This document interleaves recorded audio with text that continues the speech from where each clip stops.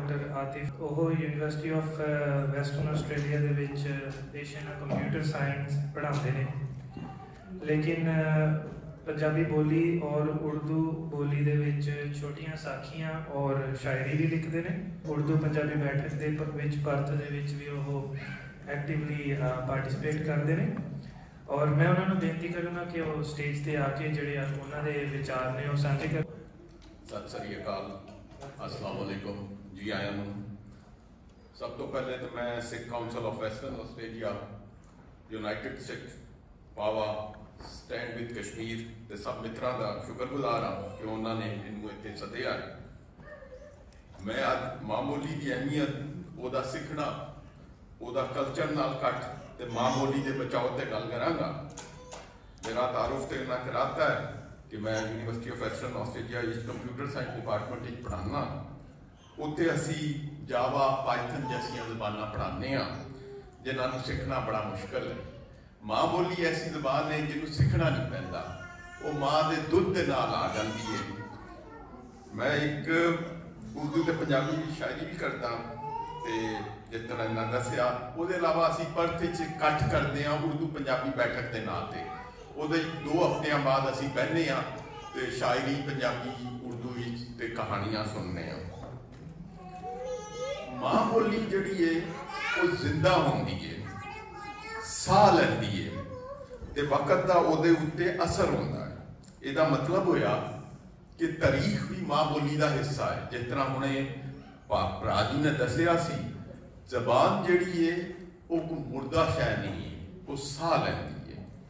मैं तुहानूं एक छोटी जी मिसाल देना। पिछले दिनों जो करोना वायरस आया सी ते मैं एक छोटी जी कहानी लिखी।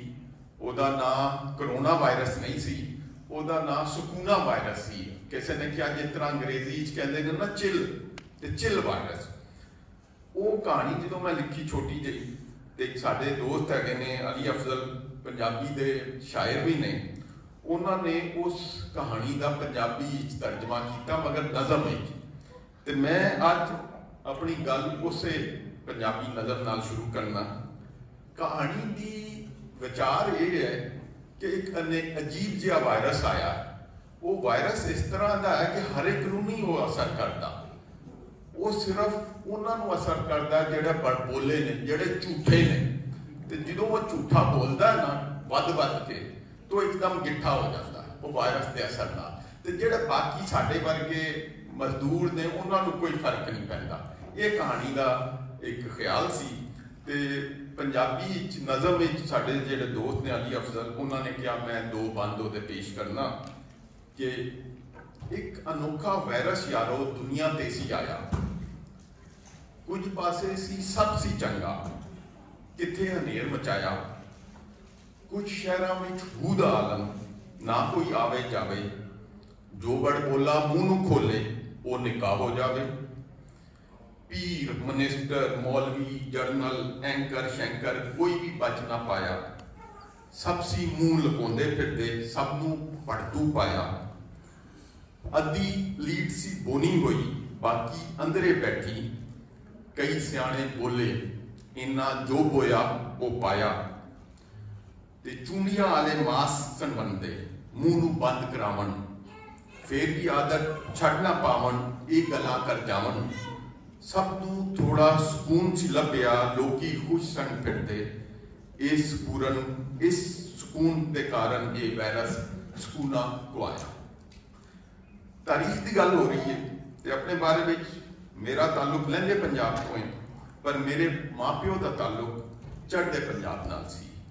अपने मरण तक वो गुरदासपुर छड़े अपने पिंड कलानौर टेसियां बैबल चक का जिक्र करते रहे। पिंड बंटवारा जो 1947 का होया है ਉਹਦੇ ਉੱਤੇ पंजाबी भी बड़ा लिखिया गया है।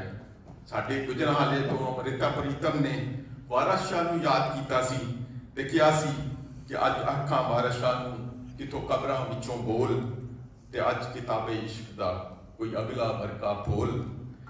एक रोई सी धी पंजाब दी तू लिख लिख मारे बैण। अज लखां धीआं रोंदियां तेनूं वारिस शाह नूं कहण। उठ दर्दमंदां दे दर्दिया उठ तक अपना पंजाब। अज बेले लाशां विछियां ते लहू दी भरी जनाब, जिथे वजदी सी फूक प्यार दी, ओ वंजली गई गवाच। रांझे दे सब वीर अज भुल गए ओदी जाच, वे अज सबे कैदो बन गए हुसन इश्क दे चोर। अज कित्थों लियाइए लभ के वारिस शाह इक होर। ते अज दा जिहड़ा इकट्ठ है ये वही वंजली है प्यार दी, ते वारिस शाह ते दूजे प्यार का पैगाम देने वालियां दी राह है। मां बोली की अहमियत ते गल हो रही है, ते लहंदे पंजाब का साडा एक शायर है नबील, उन्हें मां बोली के बारे च कहा सी, जेकर वखरे हो जावांगे चलिया अद्धे हो जावांगे। जेकर वखरे हो जावांगे चलिया अद्धे हो जावांगे। मां बोली नूं भुल गए ते फिर कसमें गूंगे हो जावांगे। गूंगा दस नहीं सकता, कह नहीं सकता, प्यार दा नहीं दस सकता, गुस्सा नहीं कट सकता, रो नहीं सकता, हस नहीं सकता। एक याद आ गई, यूनीवर्सिटी दे विच एक बारी एक कहानी नाल मैं लड़ पिया, ਉਹਦੇ ਨਾਲ उर्दू ਉਹਨੂੰ चंगा भला चंगा किया पर मज़ा नहीं आया। पता नहीं लगा किदों पंजाबी च आ गया, जो पंजाबी च ਉਹਨੂੰ गालां कढ़ियां ते फिर जड़ा ना दिल नूं सुकून आया। फिर पता लगा कि हाँ बई हुण ठंड पई है।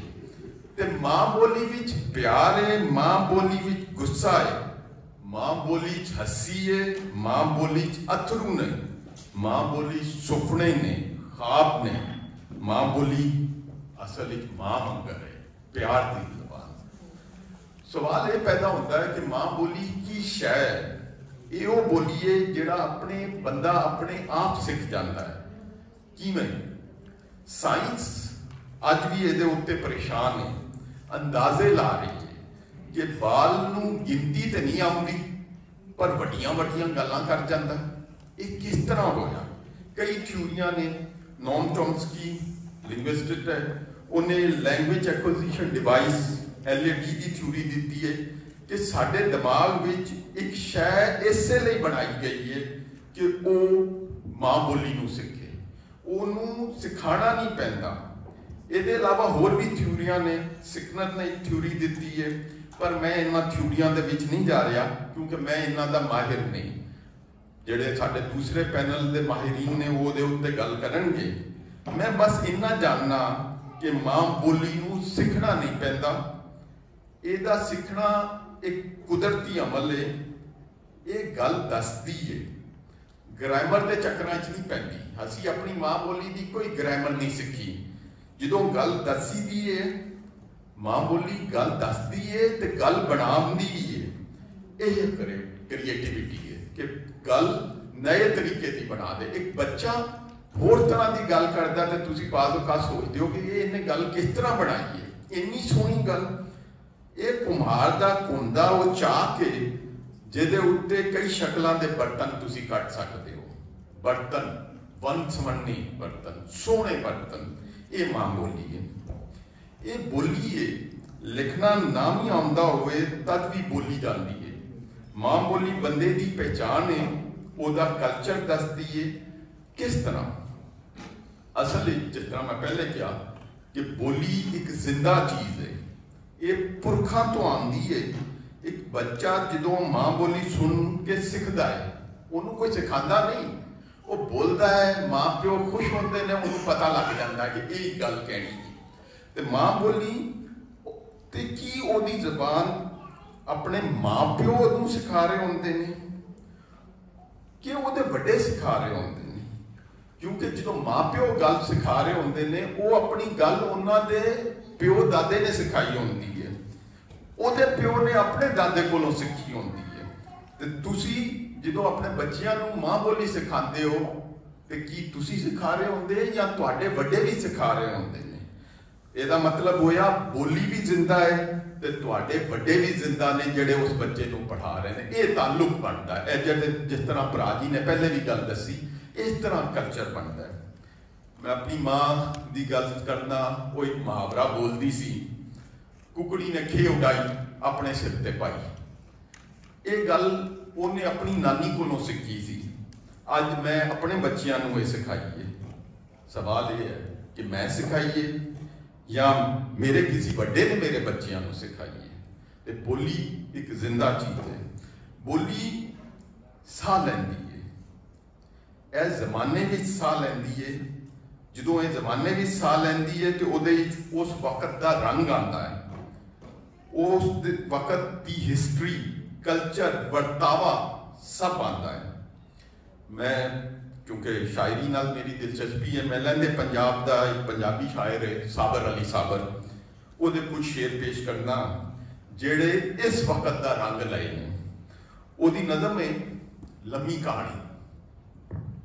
कहंदा किसी जुगनू ने दसिया है हनेरा नाल नहीं जमया। किसी जुगनू ने दसिया है हनेरा नाल नहीं जमया, तेरे पुरखा कहानी है बड़ी लंबी कहानी है। ये शाहियां नू बचावन लई, बादशाहां नू बचाउण लई, ये शाहियां नू बचाउण लई जो सावे लाल काले झंडियां दे नाल खेंदे ने ते सानू यार कहंदे ने। असीं ये समझते क्यों नहीं कि साडे खून पानी ते इन्हां दा तेल पानी है। बड़ी लंबी कहानी है, बड़ी लंबी कहानी है। ते जनाब बोली की भी बड़ी लंबी कहानी है। जिहड़े लोग ज्यादा जबाना बोलते हैं उन्हां दी समझ भी वध होंदी है। वो नवीं शैवां कह सकते हैं, नवे इशारे कह सकते हैं। असीं कह सकते हाँ कि वो बंदे ज्यादा क्रिएटिव ने, उन्हां दी बर्दाश्त ज्यादा है, वो खुले दिल दिमाग के होंदे ने। मैं एक होर पंजाबी शायर इबरार नदीम की सोच पेश करना। वो कहता जी अथरू तारा हो सकता है, दुख का चारा हो सकता है, इको बारी फर्क ते नहीं ना इश्क दोबारा हो सकता है। कखों हौला जान ना सानू कख भी पारा हो सकता है। अजे न रिश्ते तोड़ तू सारे अजे गुजारा हो सकता है। अजे न रिश्ते तोड़ ना सारे अजे गुजारा हो सकता है। कदी कदाई जान का दुश्मन जान तो प्यारा हो सकता है। खोलना पिछले खाते सारे, खोलना पिछले खाते सारे, और खिलारा हो सकता है, और खिलारा हो सकता है। तो जनाब अली असी बोलियां की गल कर रहे हैं। बोलियां नू भी समझा गया है कि ये जिहड़ियां ने वो कख मंगर ने, इन्हां दा कोई वजन नहीं हैगा। बोलियां नू तारीख विच मिटावन की कोशिश हुई है, बाहरों भी ते अंदरों भी। जिंदा बोलियां नू मार दिता गया है, एक बोली नू दूजी बोली दे उत्ते चुकिया गया है। असी जिहड़े आस्ट्रेलिया च रहने आ, पहले भी गल हुई है, किन्नियां बोलियां एबोरिजिनल दियां मार दित्तियां गई, 250 उन्हें दसिया भरा जी ने। तो असी ये गल समझने हैं, मगर बोली नू सियासी तौर पर भी दबाया जाता है। कदी एक दूजी जबान नू उत्ते करके माशरत सियासी तौर पर भी, तो माशरती तौर पर भी, माशरती तौर पर एक बोली नू थले करन दा काम होया है। उन्होंने कहा जाता है कि एक बोली अजट है, ये जिहदा इहदा कोई वजन नहीं। दूजी बोली बोलना फैशन है, ये तरक्की का निशान है। कई मुल्कों में अंग्रेजी बोलना बड़ी तरक्की समझी की गल समझी जाती है। 10 साल का बच्चा अगर अंग्रेजी बोल रहा है तो वो तो 5 साल का बच्चा अंग्रेजों का अंग्रेजी बोल रहा है। ये मतलब तो नहीं कि वो बड़ा बड़ा कोई स्कॉलर बन गया। तो पंजाबी बोलन नू माड़ा समझा जाता। सानू सारियां नू मिल के इसका मुकाबला करना ताकि साडी माँ बोली जिहड़ी है अगी नस्लों तक आए। तो मैं फिर शायरी की तरह मदद लवांगा। लैंदे पंजाब के एक शायर ने गुलाम हुसैन नदीम, उन्होंने माँ बोली ते कुछ शेर कहे सन। इन्हां दा शेरां दा पहला हिस्सा साडे वर्गे जिहड़े अपने पिंड ते मकान छड्ड के परदेस आए ने उहदे बारे च, उहदे बाद माँ बोली की गल कहंदे ने।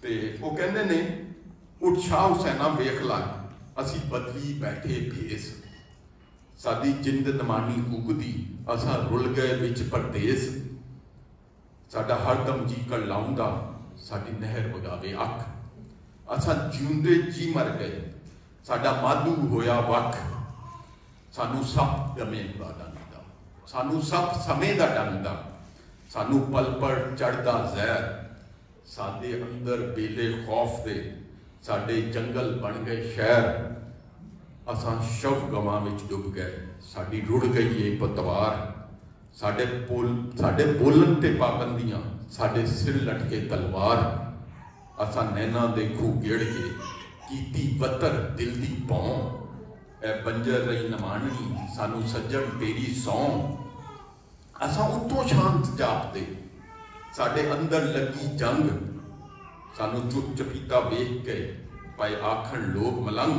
ते गुरु नानक की गल हुई है, गुरु नानक महाराज के बारे वो कहते ने, आ तलवंडी दे बादशाह गुरु नानक जी महाराज, तू लाडला बेली मां दा, तेरी जगते रहनी वाज, लै फैज फरीद कबीर तू कीता उल्फत दा प्रचार, तू नफरत दे विच डुबदे कई बेड़े कीते पार, तू मान वधाया पुरुष दा, तू वंडिया अत प्यार, पासत दी छाननी पाप चों तू लिता पुन नितार, तेरा वसे गुड़ गुदवाड़ा, तेरा उच्चा होवे ना, दिन राती सीसा देती तेनू नानक बोली मां। यही शायर शव कुमार बटालवी की गल करता है, जिन्हें पंजाबी की खिदमत की है, कहता है आ शव कुमार प्यारिया मंग मां बोली दी खैर, असा टुर पे तेरी राह ते असा नपी तेरी पैड़, तू छोटी उम्रे प्यारिया कीता उम्रों वध कमाल, तू मां बोली दे बूटा लिया लहू अपने नाल पाल, तू बन्ने पीर पराकड़े तू पीती घोल रसौंत, तेरा लिखिया गाना कट दे कई सुर दे शाह कलौंत, पाछापा छले पैंथड़ा ला टिक्का नथ पजेब, तू वट के लफ्ज अनोखड़े परिमान बोली दी जेब, तुसा सब सुच्चे सुचड़े रल पेश करो फरियाद, रब मां बोली दा उजड़िया कार फेर करे आबाद, रब मां बोली दा उजड़िया कार फेर करे आबाद। ते किसी भी बोली दी मौत बड़ा बड़ा नुकसान है कि उस बोली विच पाए जाने वाला अदब, लिटरेचर, पहचान, शनाख्त सब का नुकसान हो जाता है। बोली विच ओदे कल्चर दे नां दे इशारे होंदे हैं। पंजाबी का लफ्ज चिब वेख लो, किसी होर जबान ही तुहानू चिब नहीं मिलेगा, गड़मियां नू चिब पै जाता है, अंग्रेजी का डेंट ये साडे चिब का मुकाबला नहीं कर सकता। डेंट तो कोई शै ही नहीं, जो असी कहने कि फलां बड़ा चिब्बा बंदा है, तो अंग्रेजी तो बिल्कुल रह गई है, अंग्रेजी तो कन्ना नू हथ ला लेगी कि चिब्बे बंदे नू की कहना। ये एक जबान का कल्चर का हिस्सा है। तो आखिर विच मैं यही कहांगा कि मां बोली किसी भी कौम की शनाख्त कल्चर दसदी है। मां बोली एकदम नहीं बनती, ये बोर्ड का वो दरख्त है जिहड़ा कई 100 साल अपनी शक्ल लैंदा है। ते मां बोली किसी भी कौम की शनाख्त, ओदियां कदरां, ओदे बच्चियां की ज़हनी तरक्की सब कुछ विच हिस्सेदार है। जो मां बोली की अहमियत का सानू पता लगेगा तो फिर ही असीं इहदा ख्याल करांगे कि आने वाली नस्लां तक चलती रहे कि मां बोली का नुकसान एक नस्ल का नहीं बल्कि वरियां का नुकसान है। तो इस सिलसिले अज का जो प्रोग्राम, इस तरह के प्रोग्राम होर होने चाहिए ने। तो मैं अज के ऑर्गेनाइजर को बड़ी मुबारकबाद पेश करना। बहुत शुक्रिया।